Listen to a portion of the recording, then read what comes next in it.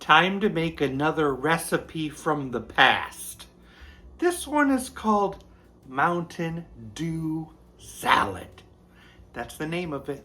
And yes, of course we're going to try it. Let's do it now.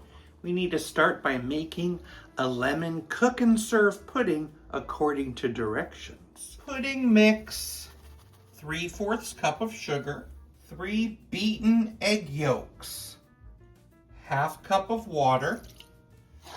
Mix that together. Then another 2.5 cups of water. Mix that in. Then bring it to a boil on medium heat, stirring constantly. All right, it's reached the boiling, so now we can just turn it off and allow it to cool. Next, I need 2 boxes of lemon-flavored Jello gelatin. And stir in 2 cups of hot water. And the star of the show, 2 cups of Mountain Dew. Mix that in and allow it to cool slightly. I'm adding in that pudding. Kind of mix that together. And we fold in 8 ounces of Cool Whip. Very interesting. And now you're supposed to put this in the refrigerator and it's supposed to harden after 4 hours. Well, let's plop it in a bowl. Mountain Dew Salad.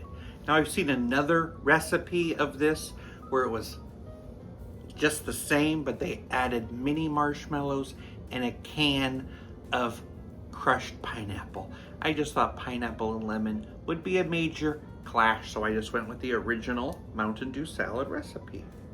Let's try it.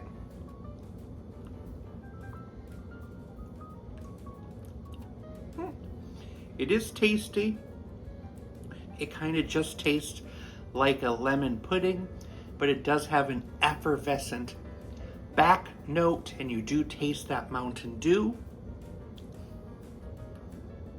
It does have a creaminess to it. I'm going to give it a 5.7 out of 10.